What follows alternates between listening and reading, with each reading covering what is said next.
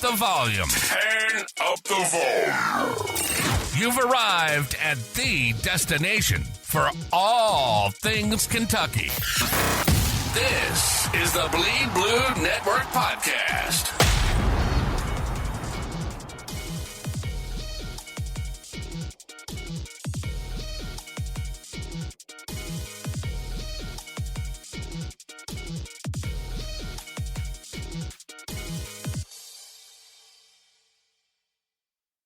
Joe, if you're in here, just request to speak again because I removed you from co-host.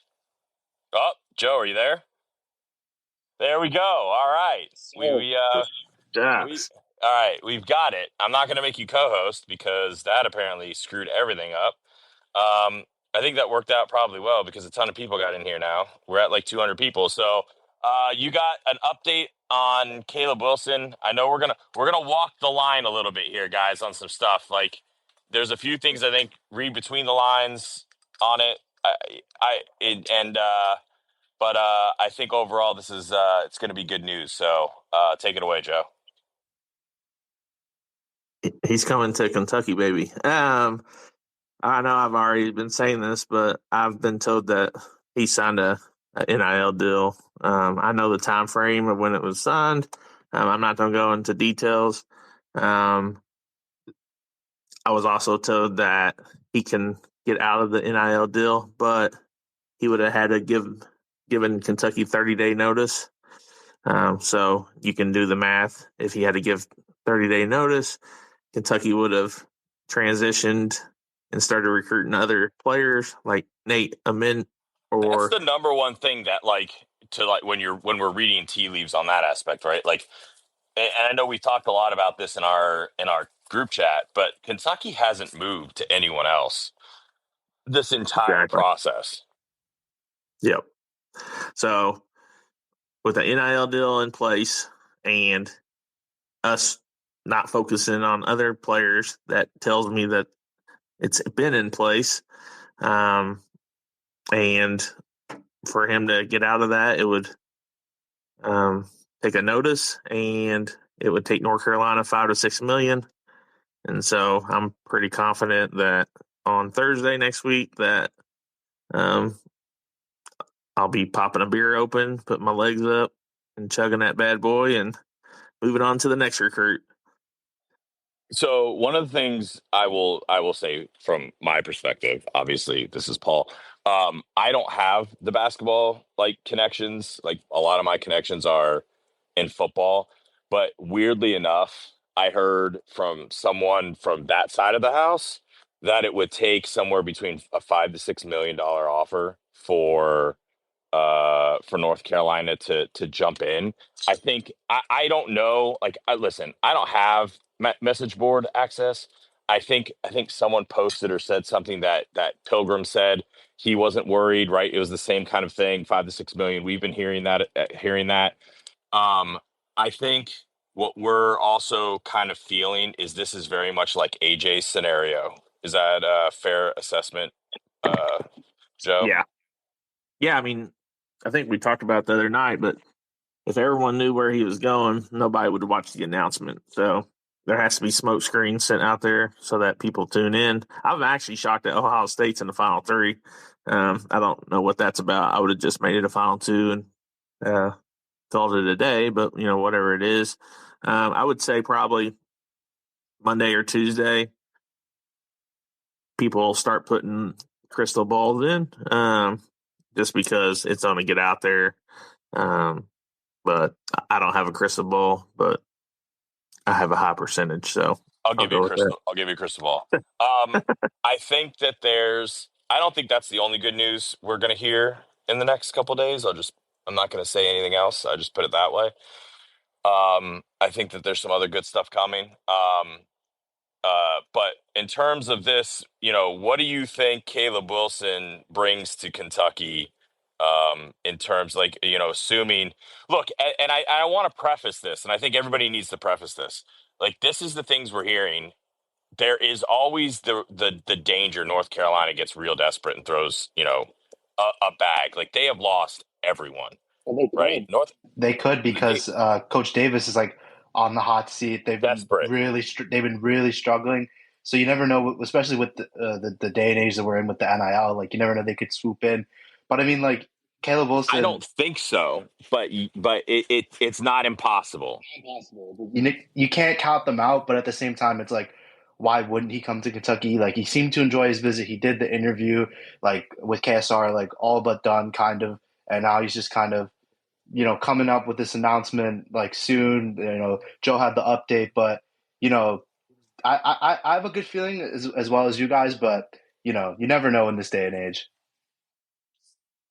Someone said Caleb Wilson, Javon Small, and Danny Wolf. Those three would be. I mean, does Javon Small have any eligibility left? I mean, I feel like he's going to go to the league, but that would be an improbable move if he went back in the portal. I know a lot of us wanted him. Joe, when it comes to the recruitment for the next class, do you think this is the cherry on top outside of transfers? Because I think No. only 5 or 6 guys. You think we're going to get another guy? Because there's only 5 or 6 in the top 50 that haven't committed. Yeah, we're going to get another guy.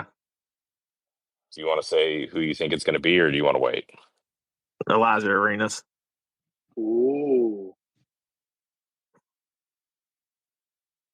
Yeah.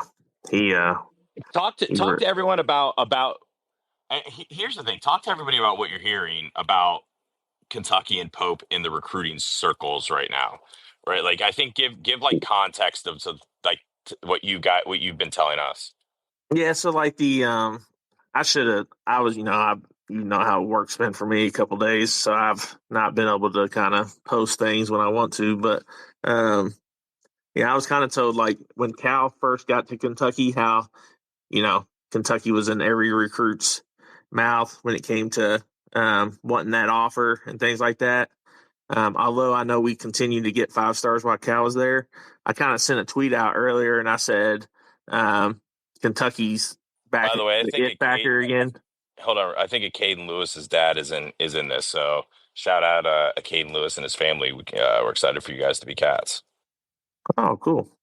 Well, we'll love to hear from them if they feel like they have a future teammate in Caleb Wilson here. I mean, even if he wants to like talk about his son, I mean, he can jump on and if you want request. I won't point you out or anything, but if you want to request and come in and talk about how excited you guys are for BBN, you're welcome. If not, no big deal. Yeah, we're excited to have him. I mean, like I said, I don't think our recruiting class is done.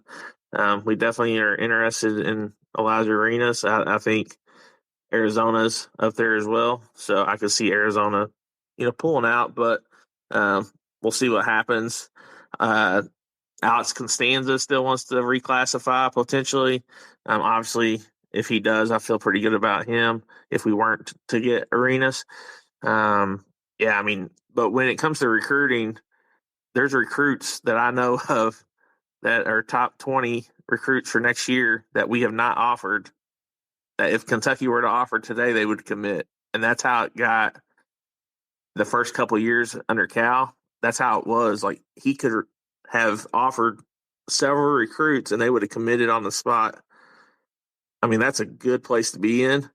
Obviously, Jason Hart has a really good feel for the game, and they're being picky on who they want to target. So I would say, like, keep an eye on like who we keep visiting and who keeps talking about. One of the first commitments I could see us getting is Anthony Thompson. He's a top 15 kid. Next year, he's already visited 3 times, and he wants to visit again before the season's over. You got Jason Crowell, top 5 point guard. He's got his dad and Jason Hart has a huge relationship with each other. Caleb Holt puts points up in a hurry. And then for 2027, you got Jalen Mitchell that, let's just say, loves Kentucky and he's a fan of the show. So, maybe one day soon he'll be on. There's a ton of recruits that love seeing what they're seeing. Kentucky's on ESPN every night. I mean, or CBS. on Saturdays. And so, big game tomorrow, number 4 against number 8. All the recruits will be watching. That's the biggest game going on at that time.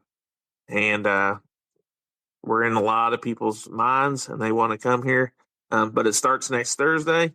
We lock down Caleb Wilson, and then I'll start saying who our next recruit is, and then we'll do it all over again. We've done this the last 3 recruits. We did it with Jasper. We did the same thing with Acaden and Listen, Lewis. I want to on the Jasper stuff. Like, we've learned a lot of how to position things. I mean, I will 100% say the verbiage and how we relayed some messaging back then was way too raw and just in your face. And it was probably not like the info was right, but the way we positioned it was really wrong.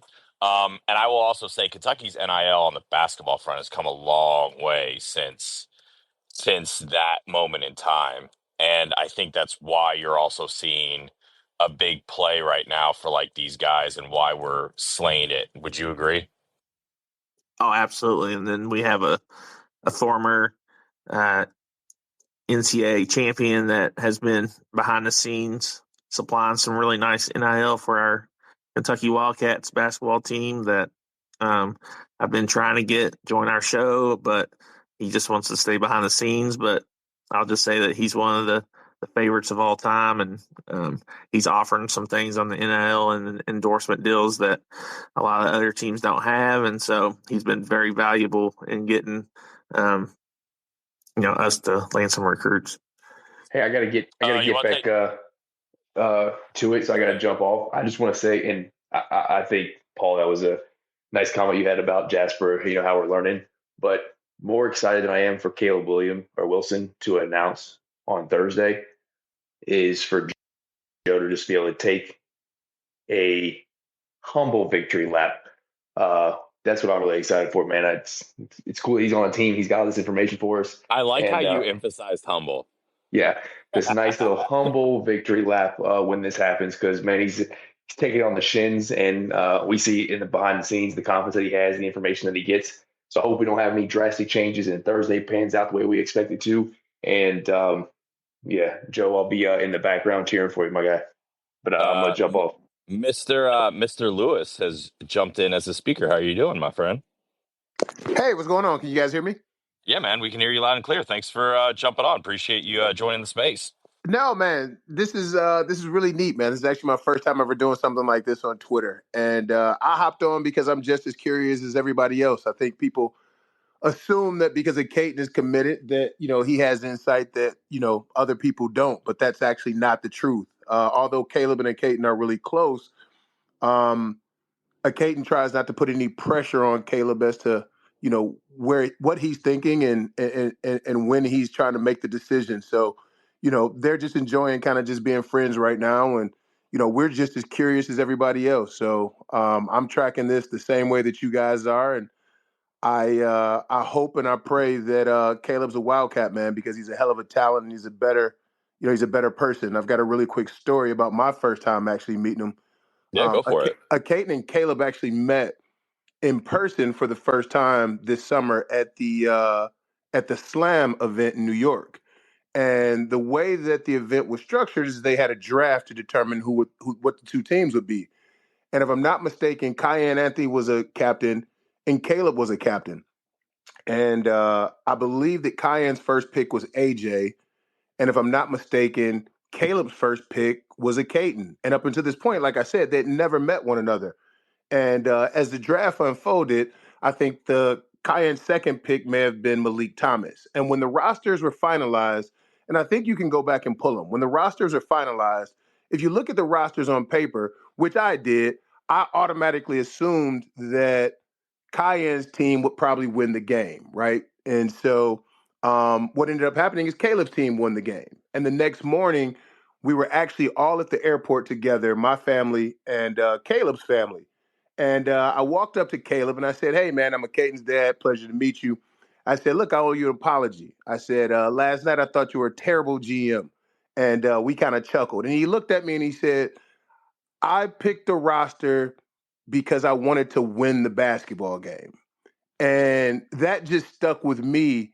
And I became a fan from him from that point forward because you don't find many guys in that setting and in that environment that really only care about winning. And I've been a fan of him since then. So, I'd be, honored and privileged and super excited to see Caleb in a UK uniform next year.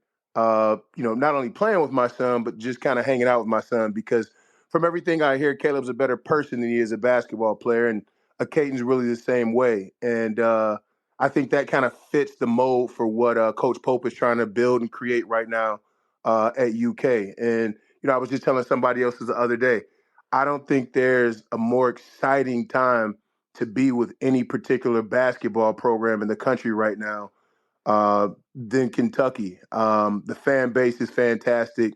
The energy is fantastic. And the things that Pope is saying to recruits is it's honest and it's sincere.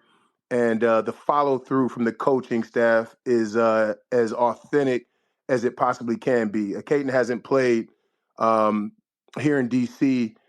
In the last, probably 4 or 5 weeks because he's kind of been dealing with an ankle injury. And the person that's been the most supportive and the most engaged in terms of just checking in on him to see how he's doing, not only physically but mentally, has been Jason Hart. And so, as we've gone through this recruitment process, you hear a lot of people talk about a family atmosphere and guys supporting one another and guys uplifting one another. And to be quite honest with you, it's a lot of bullshit. It really, truly is. And, that's really not the case at every school. And for us to have the opportunity to spend as much time in Lexington as we have thus far, and the way that the guys have not only accepted a Caden, but they check in on a Caden.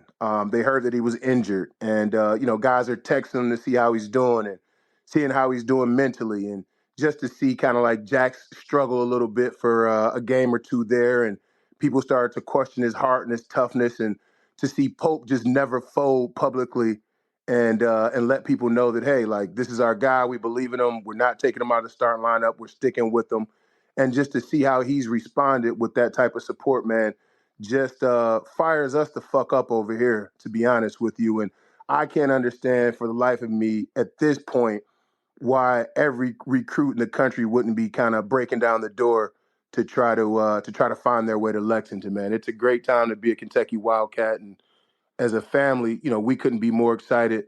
And I know Jasper's family feels the same way, and Malachi's family feel the same way. So and those young guys are, they're really connected at this point. We didn't make it public, and I'll share it now. But Jasper's family, Malachi's family, and our family, we were all there for the Malachi's family wasn't there, but at the game. But after the game, we all had New Year's dinner together, like New Year's Eve dinner together at in Lexington. So that was really neat, man. So those guys are already starting to build something special, and I know they'd be ecstatic and welcome Caleb with open arms. So we hope that happens, and I'm tracking this as closely as you guys are. And Joe, I'm praying you're right, buddy. All right. No pressure, Joe. Yeah. Holy cow, I'm praying I'm right too, man. I don't. Paul, and all the things that we've done with this network, this has got to be top 3 to 5 coolest things ever. Oh my if God. not number one, maybe number one. I don't know if Mark Pope's one of the 44 anonymous listeners, but if he is, he really should just packet what he just set up and send it to every recruit, because that was literally one of the most, I have chills. Can I ask you a question, sir, about just, so I'm a dad, right? My kid's 5. And what is it like as a dad? So many people look at this from the kid's perspective, right? What's it like as a dad to see this with your son? And I know we don't see this as much. If you don't have to share this if you don't want to, but I could only imagine the pride and seeing your son go through this and then committing to somewhere like Kentucky. And if you're comfortable with answering that, what's that like for you?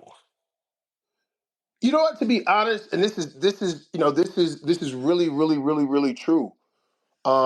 A Caden's situation is a little bit different from the Jaspers, the Calebs, the Malachis, because those guys have had the opportunity for multiple years to kind of get adjusted to playing under this microscope and having this level of attention. I don't think most people realize that Acaden didn't get his first blue blood offer until after top 100, which I want to say is June.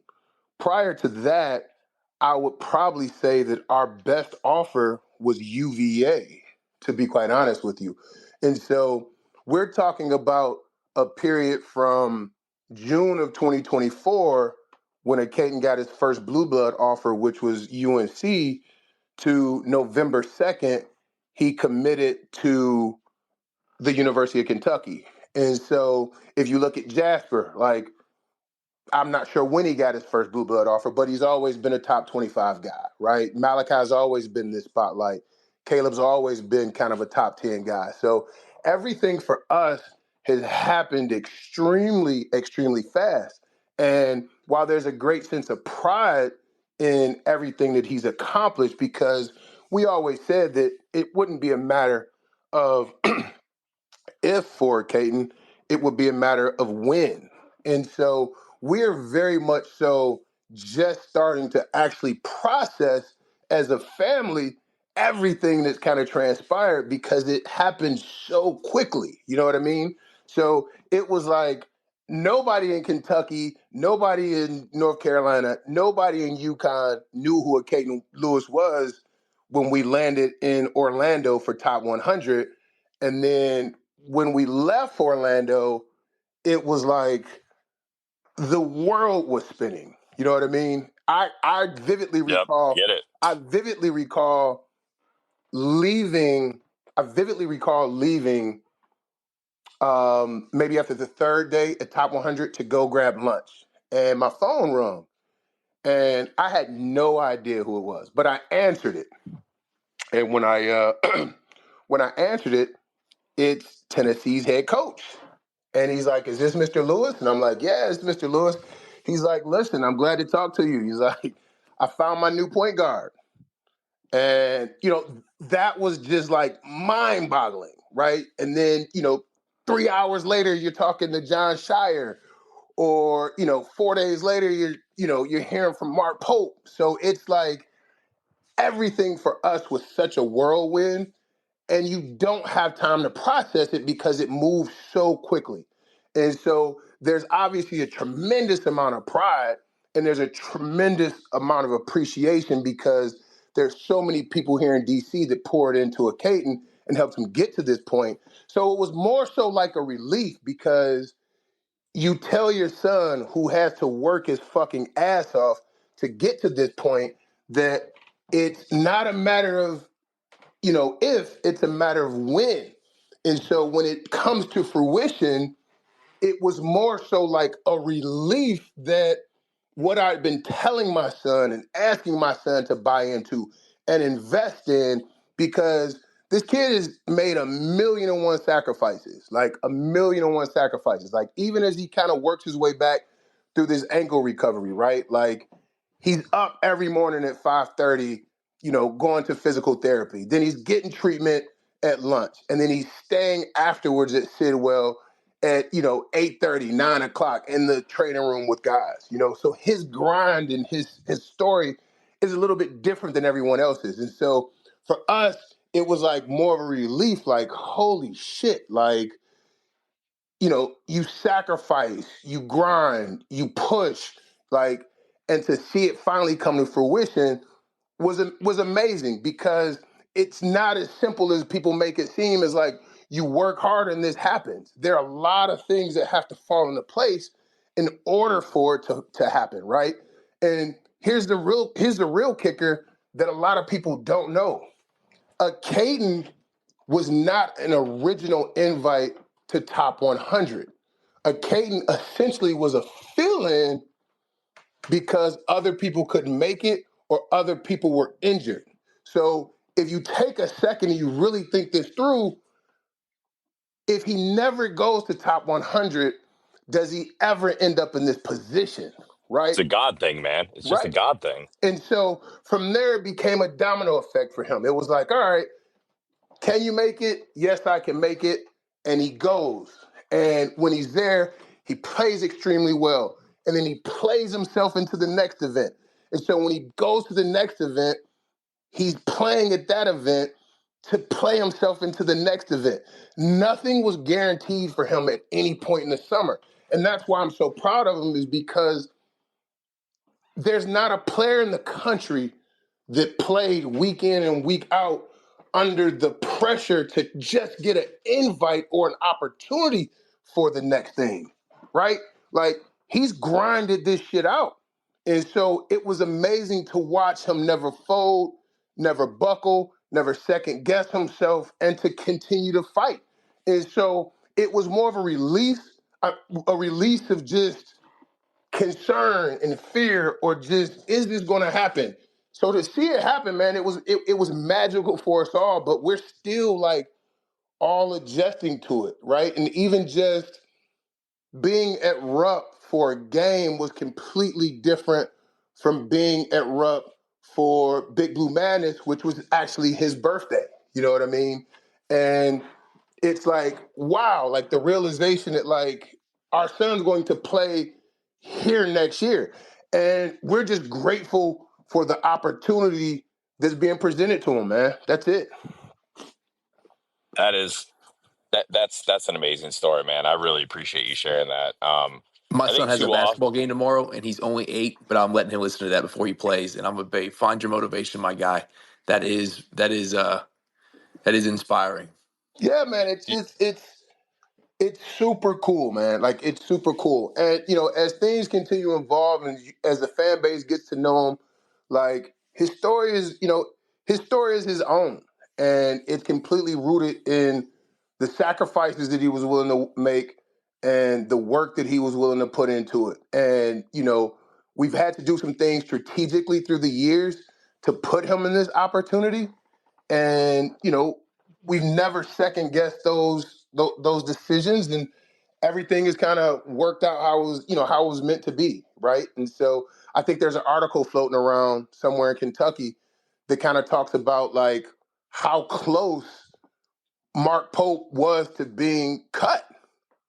And I'm not sure if the article got a lot of tread in Lexington, but it's true. Like, people don't know that, right? Like, at its fever pitch, I mean, when Mark Pope was not. People weren't excited initially because I'm guilty. I'm guilty as charged.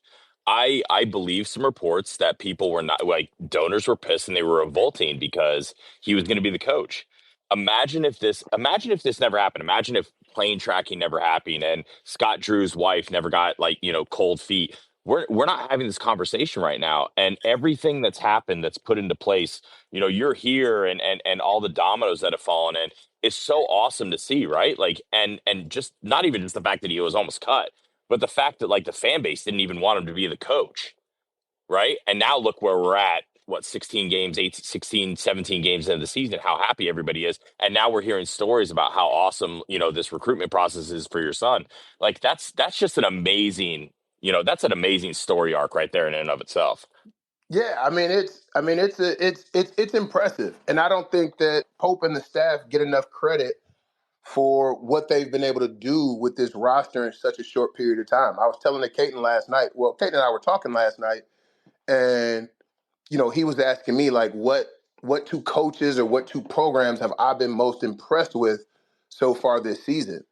And as fantastic as Auburn has been, in my opinion, I am in awe of what Dusty May and Mark Pope have been able to do. And the truth of the matter is, out of all the schools that, recruited at Acaden, from the jump, I was really impressed with both Dusty May and Mark Pope. And so to be able to, essentially come in and build a team through the portal and have those teams be as connected as they are is extremely impressive. And, that was one of the things that we were blown away by on our official visit, is just how close knit this particular group is, given the fact that none of these guys have experience in playing with one another. And I said, to begin with, you hear these schools say, like, this is a family atmosphere and it's a family environment, and we're welcoming you into our world.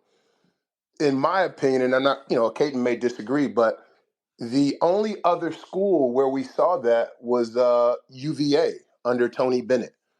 those guys came across as like a really connected, and it was a real family atmosphere and it was a real family environment. Like after practice is over, everybody's hanging in the locker room. They're eating together. They're playing video games. They're joking. No one's showering and trying to get out of there as fast as they can. And that's the way it is with that team in UK, man. Like those guys love being around one another. They love being in the facility. They love cracking jokes with one another. And that's a very difficult thing to do in this day and age, considering that it's hard to fake it. Yeah, you can't fake it, especially when there's money involved. And when there's money involved, there's obviously room for jealousy to be involved. And so what these guys have created and built and the product that's being rolled out and the learning experiences that this team has had to go through, good and bad, in such a short period of time, man, is extremely impressive. And like I said, like I can't understand for the life of me why every fucking recruit in the country wouldn't be banging down the door to try to get to UK at this point, man. I mean, there's real momentum, and it's not just because of basketball. It's because of the authenticity of that staff, right? And you feel it, like you feel it. And when we took true story, I didn't. So when we started getting all the blue blood offers, we at that point, because we're already at June, we're July, we're like July-ish. And so at this point, I'd already said to Acaden that I wasn't going to pay for any more unofficial visits because at this point, you have to pay for the unofficial visits. And so as the blue blood offers start to roll in, I've now changed my stance because I'm like, this is a once in a lifetime opportunity. So I will pay whatever it costs for us to take these unofficials to these blue bloods. And people don't know this. Our unofficial visit to UK, our flight was delayed from DC. So we missed practice. So we didn't get to see the team on the court. So everything that we did revolved around hanging out at the facility, walking to go get lunch, hanging out in Coach Pope's office. And so Pope and Acaden did a film session, and it was the most magnificent thing I'd ever seen in terms of a coach and a young player pushing one another. So Pope is like, bring up the film. And it's only on the schedule for maybe 15 minutes or 20 minutes. It ends up being a 45-minute film session where Pope is like, run the film. So he'd run the film. It may be a pick and roll. And Pope says, freeze it, freeze it, freeze it. And he looks at Caden and he says, do me a favor. Caden says, yeah. He says, listen, tell me how many options you see off this pick and roll. Caden's like, 3. And Pope's like, I see 9. And Caden's like, there's no way there are 9 options out of this pick and roll. And Pope's like, I swear there's 9. And so Caden's looking at it and he's like, all right, I got to 5. And Pope's like, give me the 2 more that you already have. So Caden gives him the 2 more. And then Pope's like, here are my 4. And Caden's completely blown away by it. Like, wow, there really were 9. So Pope will say, run the tape again. So now Caden's like, I see 6. And Pope's like, I see 4. So Caden's like, what? So now they're going back and forth, and it ends up being a 45-minute film session, which I think really piqued Caden's interest in terms of like, this guy's a really brilliant basketball mind that can push my IQ to a different level. So I just think, Kentucky hit a home run with Mark Pope, guys. A home run with Mark Pope, and he's going to continue to build. He's going to continue to grow. He's going to continue to learn.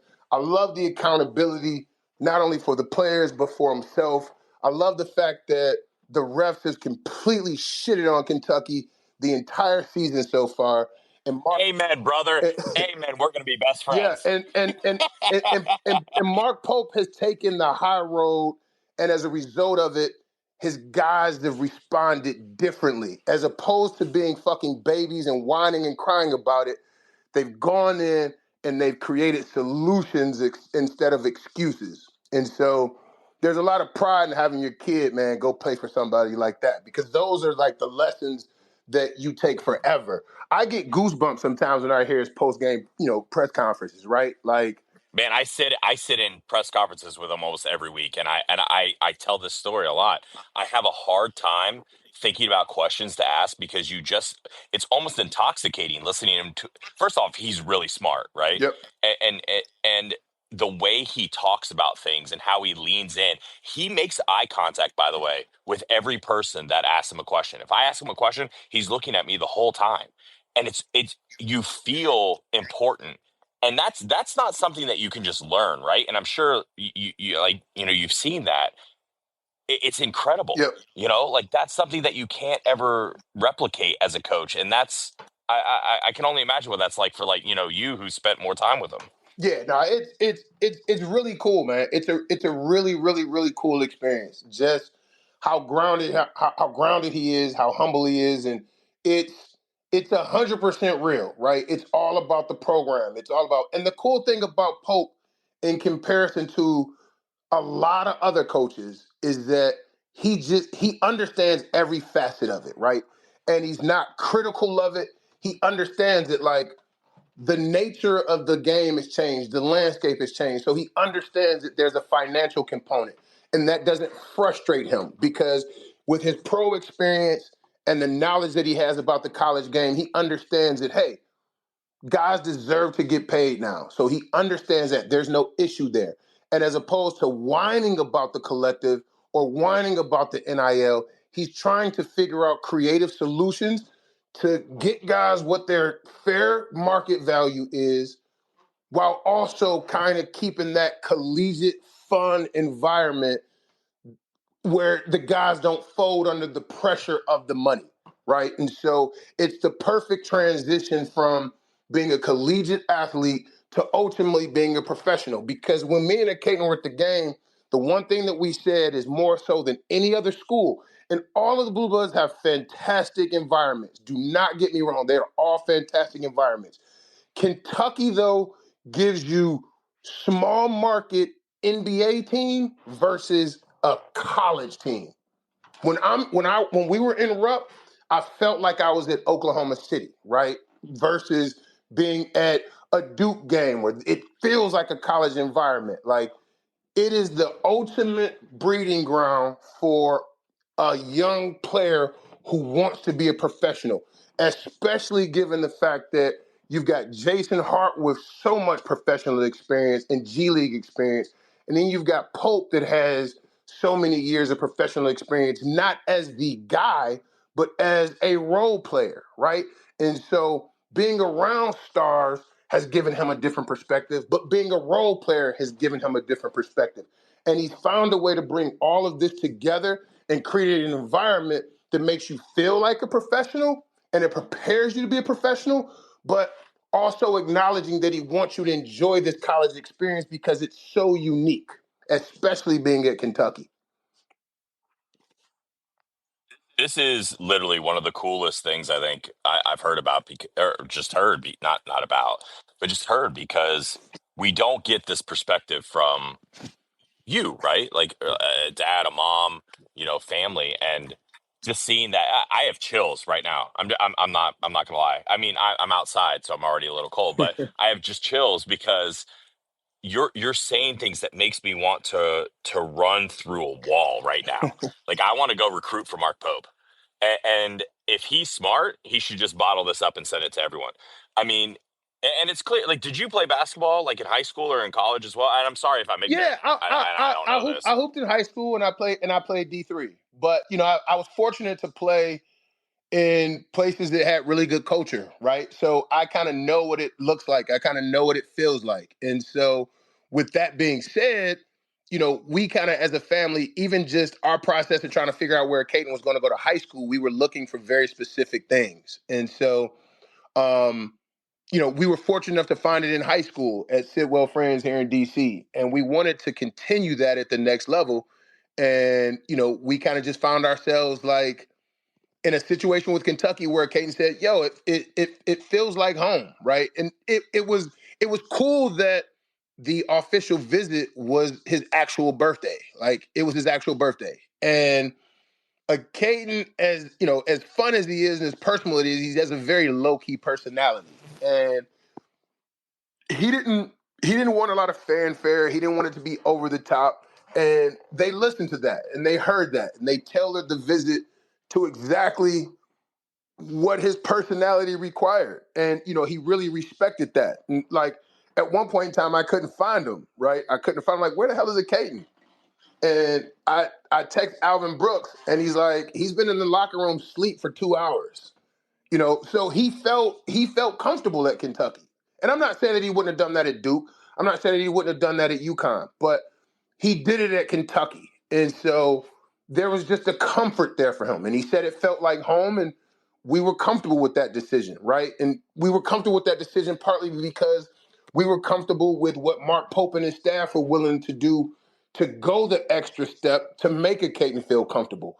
I don't think, and I'm trying to think, like in recent years, for us, community matters, family matters, right? And so as we started to go through the process of trying to plan out home visits with schools, one of the requirements was that they had to come to the local recreation center where everything started for Acaden and spend some time in the neighborhood with the kids, right? And I bullshit you not. The first coach to be like, I am with it, I am on it, let me talk to compliance immediately and I will get back to you, was Mark Pope. And Mark Pope called me back like 2 or 3 hours later and gave me the stipulations from compliance. And once he gave us the stipulations from compliance and we confirmed that we could do it, he was the first one like, let's do it, let's do it, let's do it, right? And so the entire staff came to DC for the home visit and they spent time at the rec center. When Mark Pope came back, he spent time with Acaden at the barbershop. And he still owes the guys in the barbershop a couple of sweatshirts, so we got to figure that part out, guys. But nevertheless, he went the extra mile. I mean, I can remind him at a press conference if you need me to. Oh yeah.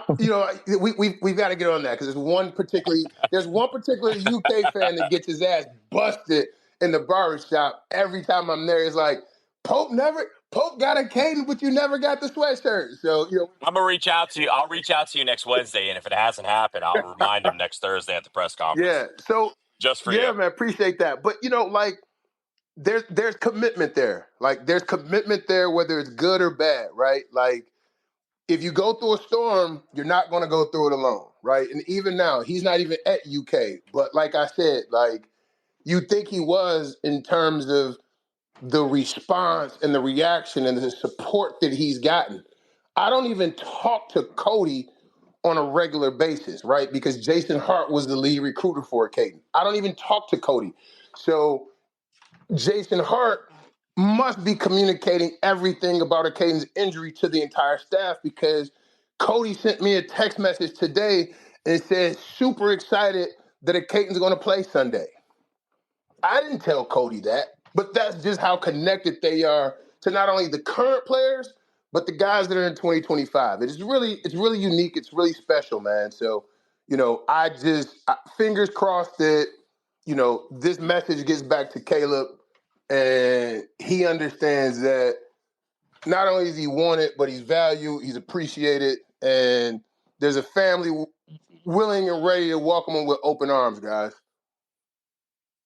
That's incredible. Go ahead, Joe. Sorry. Oh, you're good. I mean, what other fan base on a Friday night is on a space at 11:20 p.m. Eastern with over 300 people, talking about Kentucky? We're crazy in a good way. Just to kind of talk about the Cody a little bit. I mean, great guy, by the way. I just talked to him 2 days ago. I mean, great coach. He texted me randomly, gave me a cell phone number, and he on here, and he was like, "Hey, give me a call sometime." It's pretty cool. The Acaden, you had kind of mentioned some things. What did they want him to focus on before he gets to Kentucky? I mean, I know I've heard of coaches say like, "Hey, you need a stronger left hand," or I want you to be able to hit that mid-range jump shot. Like, I guess, kind of, what's that plan look like for him? Like, is it put on 20 pounds of muscle? Like, can you break that down for us? That's the interesting thing is we've all acknowledged that he needs to get physically stronger, but we're kind of in this space right now with him where his body's just naturally changing. So last year, Acaden played his junior year at Sidwell Friends. He was like 174, I want to say. And now he's up to like 190, right? So he's obviously bulked up and he's gotten stronger, but he still needs to get significantly stronger to be able to play in the SEC next year, day in and day out. And so, we know that there's the physical piece, and then he needs to become a more consistent jump shooter, which we understand. And we want to get him to a place where he's making quicker decisions with the ball. He makes the right reads and at this level, but it may be, 0.2 seconds a little bit too slow in comparison to what he'll need to do next year. But those are all things that we've discussed not only as a staff to family, but as a staff to the guys that work with Acaden here in DC. So we're very well aware of like where his weaknesses are, and everybody's on the same page, working to turn those weaknesses into strengths by the time that he gets to Kentucky. And I think people will be pleasantly surprised in terms of like, what he looks like when he gets there. I think the common misconception, because what you see online more often than not is, or you hear, hey, Caden Lewis is a great scorer. He's a 3-level scorer. And that is like phenomenal because there's truth to it. But I don't think people realize that a Caden is a better facilitator and passer than he is a scorer. And so, as we've gone through like AAU and we've gone through high school, it's a different roster construction. And so I think next year, with some of the spacing and the shooters that Kentucky has, I think you'll see him be able to do some really magical things in space that will be able to create clean looks for guys like Jasper or Travis or, Ortega on a backdoor cut or, the big fella going high. Like he has phenomenal court vision, and you don't get to necessarily see it as much as you will next year, because the personnel at the high school level is a lot different than the personnel that will be there next year. Well, I'm glad you said Ortega, because I've been telling everybody Ortega's coming back next year, and I've been about the only one, and I think he would fit right in. I think you're wild on that, but we'll see. Adam, do you have a question? Adam, now's your chance to shine, buddy. All right, Adam is not working. Quick question for you: who is your national champion pick in football, and who do you have in the Super Bowl? Like, who's your Super Bowl pick? It pays me to say, I actually grew up in Detroit, Michigan, so I'm a huge Michigan football fan. So it pains me to say this, but I'm going to go with Ohio State, and that's going to. I grew up in South Florida, so Ohio State and Notre Dame is like Satan and Hitler playing each other, so I get it. The irony is I'm a huge Michigan fan, and my best female friend, her father is Gene Smith, who was the former athletic director at Ohio State. So, we've always had this running joke for years that, we're friendship divided once a year. And so I'm sure she'll be shocked to hear me pick Ohio State, but I just think they've got momentum right now. And I just think, they're a little bit more complete, a little bit more physical, and a little bit more athletic than Notre Dame right now. So I'm picking. Are you a Lions fan? I'm a huge Lions fan, absolutely huge Lions fan. So let's go Lions. I'm picking the Lions. I'm picking the Lions this week against the Commanders, which is cool because we live in DC. So I'm getting shit from everybody in DC, and I'm getting shit from everybody at home. So that'll be an exciting game for everybody involved, and hopefully next week we can get another home W, and we're in New Orleans playing for the Super Bowl. One of my really good friends actually played at Michigan State with when Nick Saban was there. Oh, nice. He was a tight end. So he is not a Michigan fan, but he's a Lions fan. So I think you guys would have something in common on that one. So you got a prediction for the Kentucky game tomorrow? I like Kentucky by 7. I actually picked them to cover the 2.5. It's going to be a track meet for I like sure. that pick. Yep.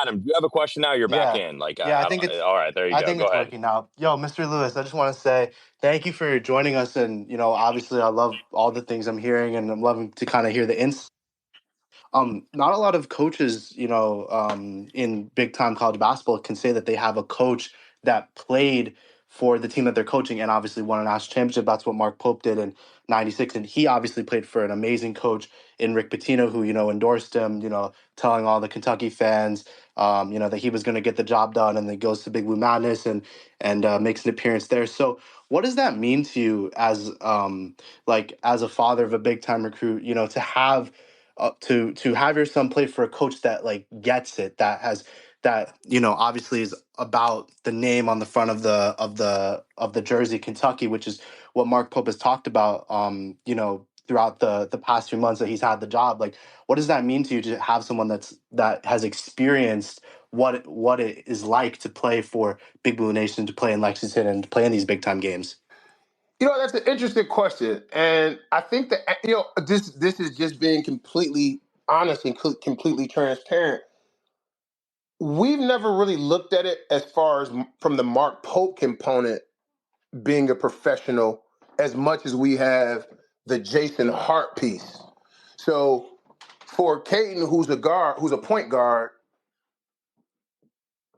there's no better situation or scenario than having Jason Hart not only be engaged as his coach, but giving him the ins and outs of what it means to be able to navigate a really challenging, intense college atmosphere based off of his Right. experience at Syracuse.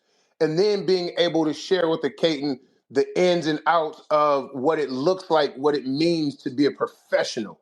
So for me, as far as the professional piece was concerned, Jason Hart was the person that I looked at during the recruitment process. And I'm like, if my son could be around this person on a regular basis, then I think as a point guard, he'll be prepared to play at the NBA level. I Right, think because for if I'm not mistaken, I think Jason Hart played a couple of years in the NBA, right? yep, So yep. like just so I notice a lot of recruits, they go to programs where like the coaching staff has like NBA experience. So like did he value that in the process of picking a school, like having guys that could help him get to the next level? I know that sounds obvious, but like was that a huge component in the decision? So it became a huge component in the decision.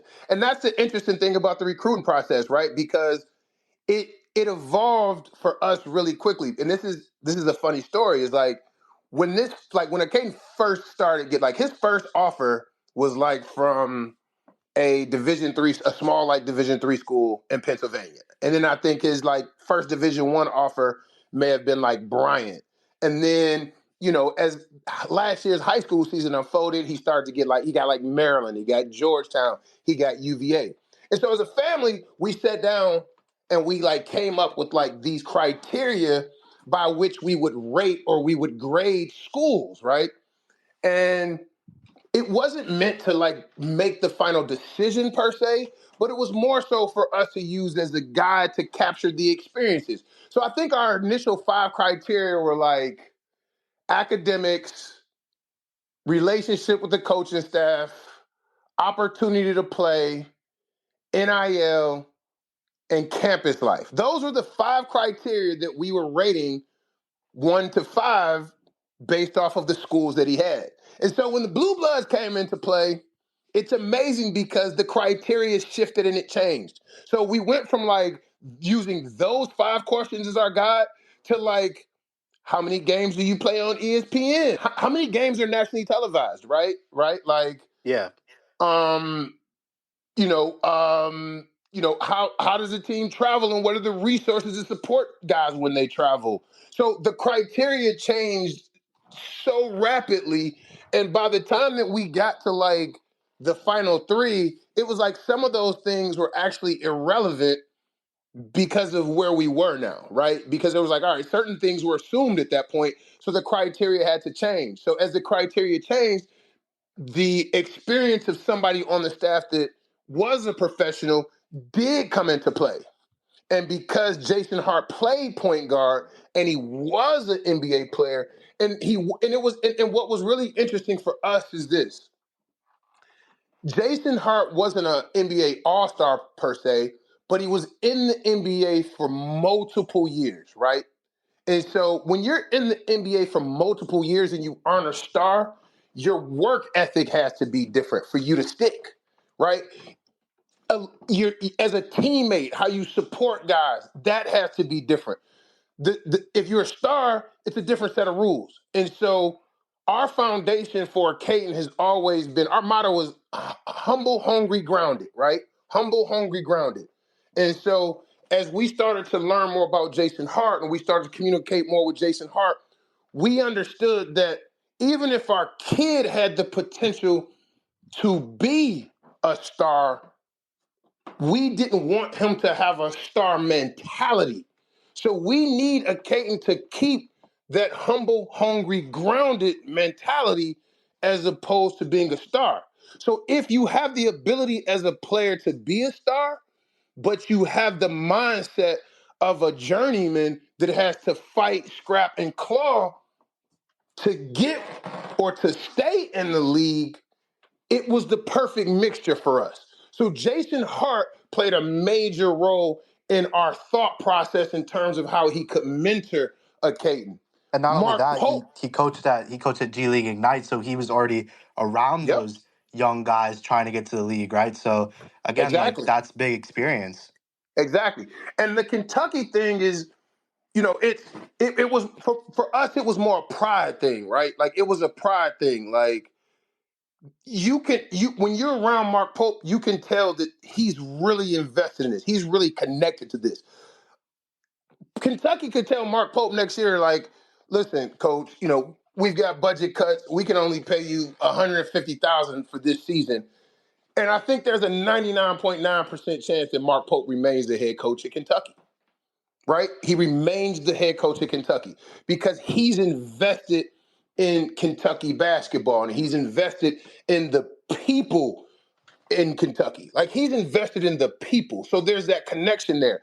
And so we wanted our son to be in an environment where the coach was just as connected to the people as he was the wins and the program itself. Because the people are the people drive the engine behind Kentucky basketball, whether you want to acknowledge it or not. It's the energy that the people bring to Rupp Arena that makes Kentucky basketball what it is, right?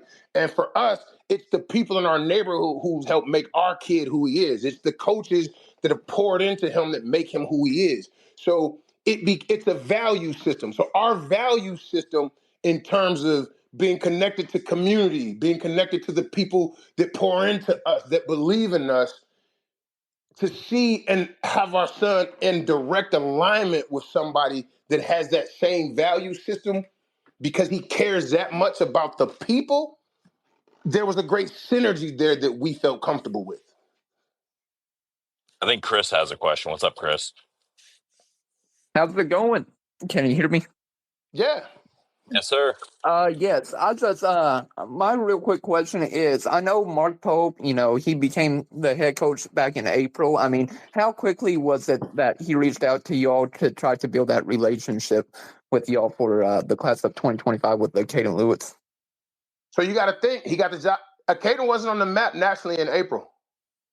Acaden wasn't on the map in April. So I think that there's somebody did an interview with Cody, and Cody says in the interview, we were at top 100 looking at somebody else, and we saw Acaden playing, and it piqued our interest, and then we started looking at film, and the more we looked at film, the more we realized that this was a kid that we had to have. So I want to say that we didn't hear from Kentucky until June. So the first blue blood offer that Acaden got was Carolina. And that offer was a byproduct of, I'm not sure if you guys remember him, but you guys remember Kendall Marshall from UNC, the point guard? Yeah. Yes. Kendall's Yes. dad lives in Virginia, and he coaches the AAU team. He was actually recruiting one of Acaden's teammates to play in the summer last year during the high school season. And so he came to a lot of Sidwell games. And he fell in love with Acaden. And so he started calling Hubert Davis last year. And he's telling Hubert Davis every week, he's like, listen, there's a kid in DC that no one is talking about. I am telling you right now to get a jump on this kid. He is going to be special. He can play. And Hubert and UNC kind of blew him off initially, but he was so persistent that Hubert finally was like, all right, we'll check him out. And so they started to watch film on him. And so Hubert reached out to Acaden in advance of the top 100 camp, and he told Acaden, we have your schedule. We're going to come watch you play at NBA Top 100. And North Carolina was the first blue blood to watch him play in person. And it's really funny because I remember it like it was yesterday. It was one of the first games, the first 2 days, right? And I'm sitting courtside and I'm watching the game. And I think like Florida's watching the game because Shauna Bev is on the team. You know, there are a couple other schools, Alabama's watching because it's Brayton Burries. And I see Jason Hart watching the game. And Acaden is absolutely going off in the first half of the game. And I see people start to pull out their phones and they're texting and they're calling one another. And at halftime, you see this monumental shift. You see all of these blue blood coaches are now watching our game. And then Caden continues to play well the second half, and there's a buzz. There is an absolute buzz at this point. Like, who the fuck is this kid that no one was talking about 24 hours ago that is absolutely stealing the show? And I remember walking out of the building to go to lunch, and I saw Hubert Davis. And so I didn't realize at the time that parents couldn't have contact or communication with the coaches. And so because we were walking out, we were 5 feet from one another. I said, excuse me, Coach Davis? He said, yes. I said, hey, I believe you spoke to my son, Caden Lewis, on the phone last week, and I just want to introduce myself to you. He said, oh, Mr. Lewis, it's a pleasure meeting you. I'm not allowed to talk to you, but tell Caden he'll hear from me tonight. So Caden calls me that night and he says, North Carolina offered. I said, holy shit. And then it was a domino effect from there. I can't remember when Pope offered, but when we left Orlando, the lines of communication were open with Kentucky. As a guy who loves Orlando, that makes me really happy. So, I mean, you really have been on a whirlwind. I mean, everything kind of happened in what, like 3 or 4 months, basically. Yeah, basically June. We got, like I said, he picked up his first blue blood in June, and he committed November 2nd. Right. So like, imagine that. Like, all of that happened from basically, mid to late June to November. And so my wife is listening and said she loves listening to you talk. And if you need an adopt-a-mom, she will take care of your son while he's here. That's how you know you made it. Hey, listen, my wife wants to be like the team mom for Kentucky so bad. It's crazy. She's Kentucky through and through, man. Like, went to Kentucky. She's like, I think like 3rd or 4th generation. So here's it's crazy. Like here's how cool all of this is, right? And like, not a lot of people know this. Caden's mom is hands down the top female DJ in Washington in the DMV area, right? So like her Instagram is Farrah Fawcett, because that's her DJ name, Farrah Fawcett. And so she is, like I said, she's hands down the top DJ in the Washington, D.C. area. So she has a staple party that's every 2 weeks, and it's the longest running party in Washington, D.C. It's called Throwing Shade, right? And so when we were there for our official visit, we stayed at the Manchester, and they just happened to be having like a rooftop party like that Saturday night. So we were on the rooftop party and we were hanging out, and we bump into like the general manager, and we all start talking. And then, I get his information and we kind of keep in touch with one another. We end up staying again at the Manchester when we were there for New Year's Eve. And me and him get to talking, and I'm like, look, like, it'd be really cool, man, if Natea could DJ here at some point in time.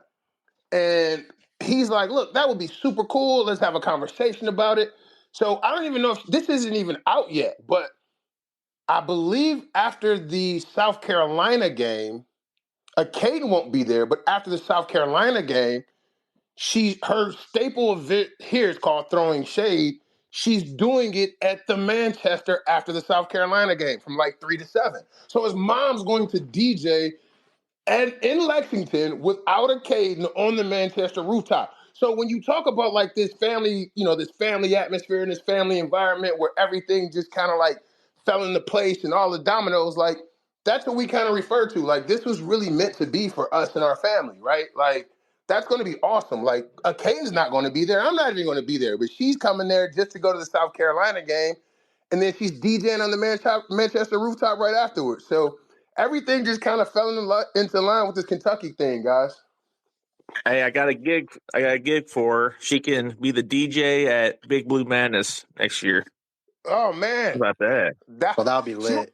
She would go crazy over that, man. I think Warren did it this year, right? Yeah, we can.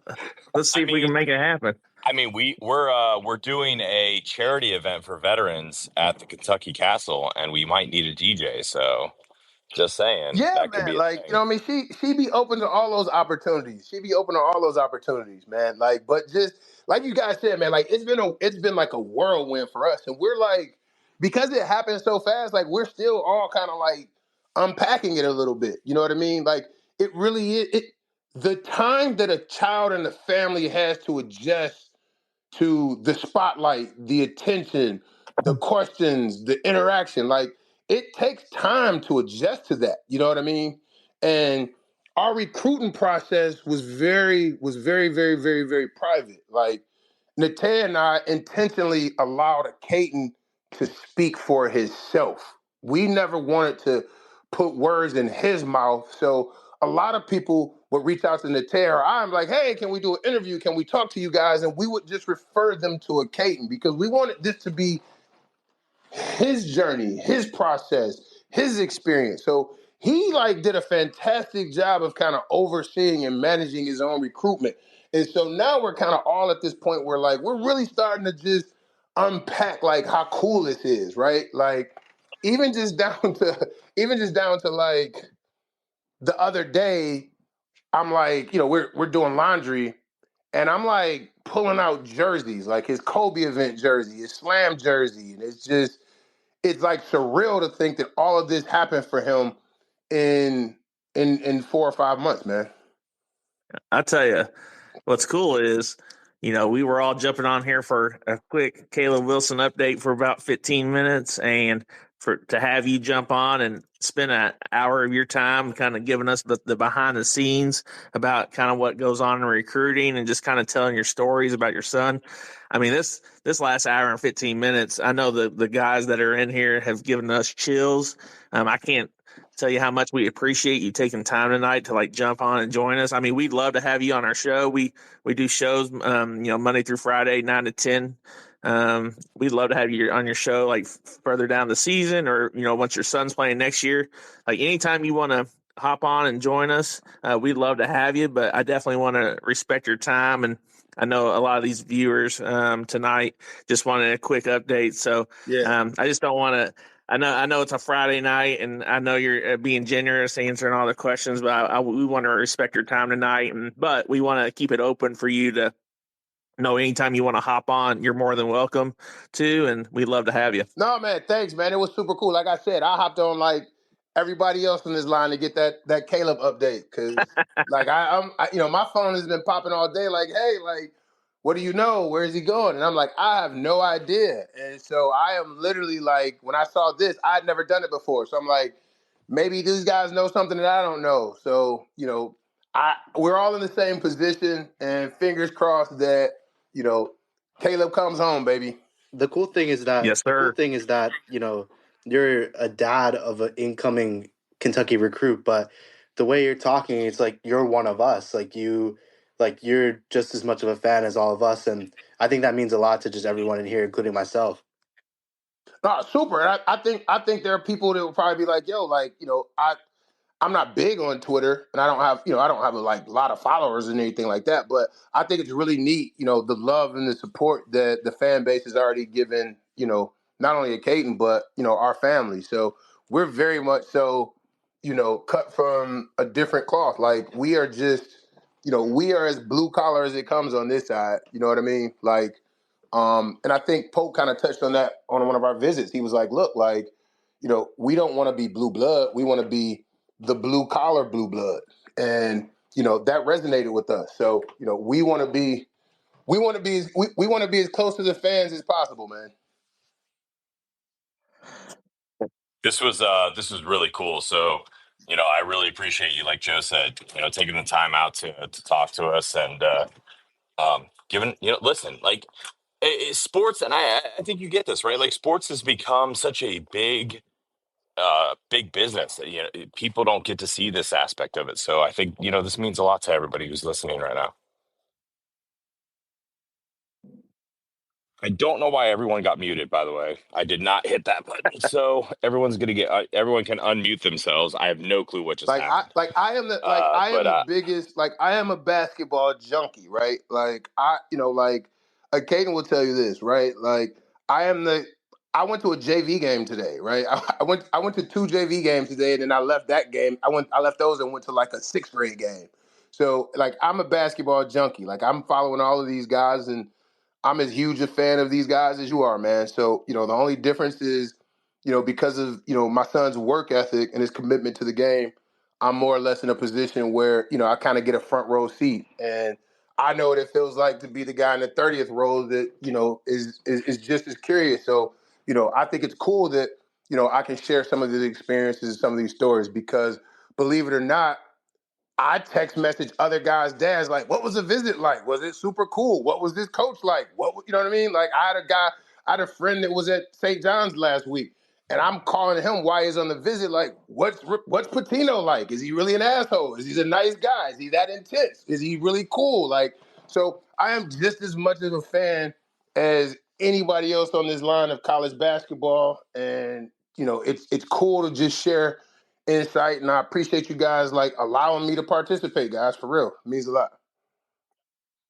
Yeah, man, for sure. Maybe sometime you can join one of our watch-alongs. That would be kind of cool. We do watch-alongs for games. If you're just a fan and a junkie like the rest of us, you might enjoy it. But it's late, and I know everyone is just hanging on every word. But this is probably a good time to stop the space. I appreciate you, Jarrett. Thank you so much for joining. I appreciate everyone who's listened. Thank you so much. Appreciate it, Joe. Thanks for the insight. Hopefully next week we're having a big party for another commitment. And look, hopefully Acaden's coming in to hang number 10. That would be ideal. And really excited for the game tomorrow. So appreciate everyone jumping on. Go Cats! We're only basically 12 hours away from a big match. Hey, don't jump off yet. We got another visitor. All right. Who? David Skiss on here. He might have a Caleb Wilson update as well. I don't know if he wants to talk about it. Who? From Cats Illustrated. Never mind. If he wants to, he just jumped off. He just jumped off. All right. Okay. All right. Cool. All right, everyone. Appreciate you jumping on. Thank you so much for listening. Go Cats! And we will do a space tomorrow later in the afternoon after the game. So appreciate it, and talk to you guys soon. See y'all. Thanks for joining us on another episode of the Bleed Blue Network podcast. We hope you enjoyed diving deep into the world of Kentucky sports with us. Don't forget to stay connected by following us on Twitter at BleedBNation. Your feedback means the world to us. So take a moment to leave a review. Not only does it help us improve, but it also helps others discover the show. Until next time, keep cheering, keep listening, and keep bleeding blue.